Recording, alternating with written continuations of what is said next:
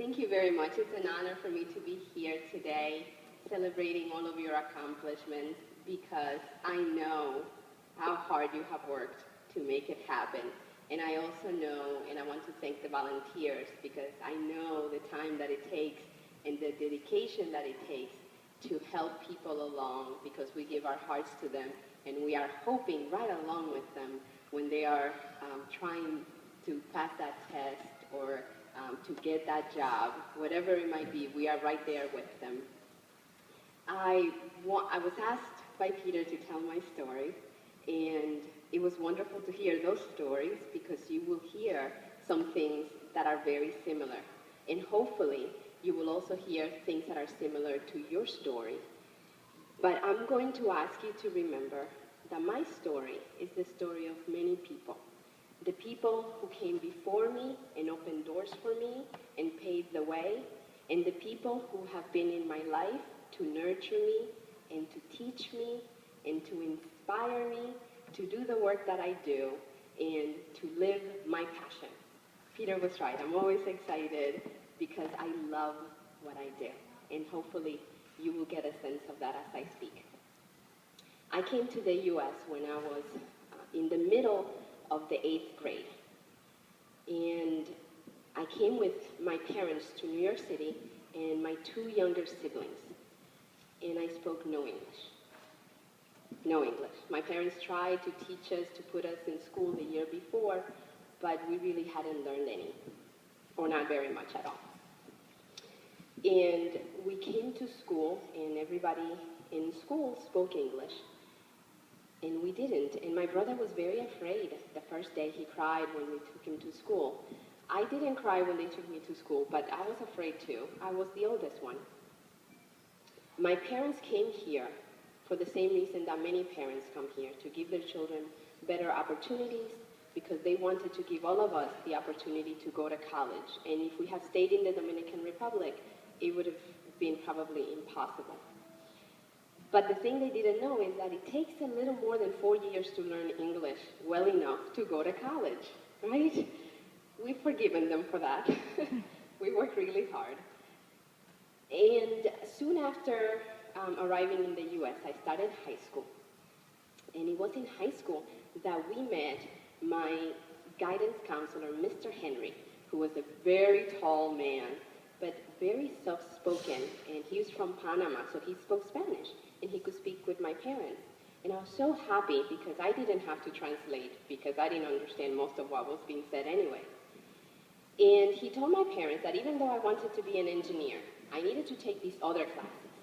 And that first, I would be in ESL classes, and then they would move me to the regular classes with the other students. And I was saying, no, don't move me to regular classes. I don't understand. But Mr. Henry said, you'll be ready. So in 10th grade, I took my first regular English class, and it was called Communications. And the whole first week, I did not speak a single word in class. I just did not want to talk. And at the end of the first week, it was Friday, and the teacher said, we're going to have an exercise. And he pulls out a hat, and there's little papers inside the hat. And he says, everybody picks one paper, and you have to talk about the word in that paper for 1 minute. I will never forget that word, because I did not know what that word meant when I picked my paper. And the word was thief. And I got to the front of the class, and I'm standing like this, and the teacher said, are you okay? And I said, no, I don't know what this means. And he asked another student who spoke Spanish too, he says, can you read this and tell her in Spanish what it means? And he told me it means ladrón. I don't know if anybody speaks Spanish here, ladrón. I was like, oh, I can talk about that. And I talked for a whole minute about a word I never heard before. I made it up a lot, and I'm sure that my sentences were not grammatically okay, but I finished it, and that was it. I had to finish the assignment, speak for 1 minute, and I did. At the end of the class, he called me over, and I'm very nervous. I'm like, he's going to say, you don't belong in this class. You need to go back to the ESL program. I'm like, I told Mr. Henry I wouldn't be ready. But he said, that was great. You can think on your feet. How about if you join my leadership class? And I said, what class is that? And he said, well, it's a class that helps students develop their skills in speaking and participating in the community and offering something back to the community. And I said, I'm going to have to ask my parents about that because it sounds like I have to stay after school and I have little siblings I have to take care of after school. And by the time I got home, Mr. Henry had already called my mom and told her, this is really good. The colleges are going to like this. And I said, Mom says, you're staying after school. I'm like, oh, man. So I started going to leadership class. And for anybody who knows me now, and Peter can attest to this, I sat for weeks without saying a single word while people discussed what we were going to be doing for the entire year because we had to pick a student project. And I didn't say a word. I didn't share any of my ideas. The way that I was thinking, I was new. I didn't know anybody.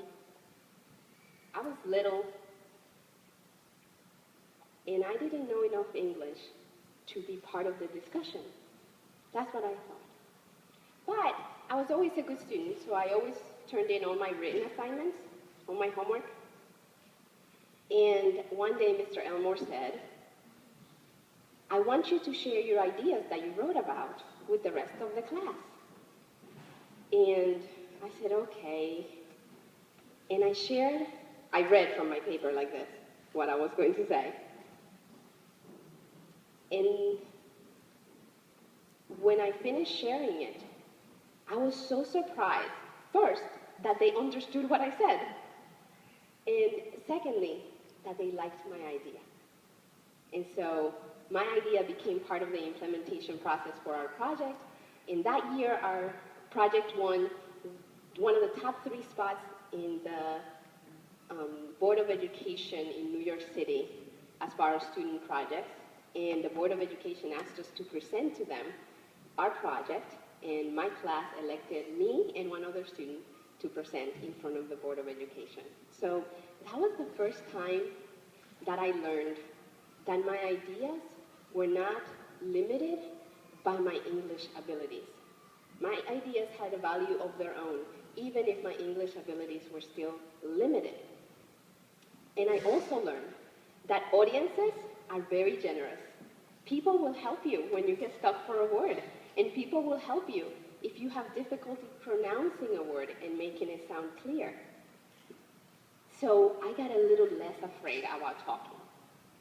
And what happened the years after that is that when I left high school to go to college, that very same year, my sister became student body president.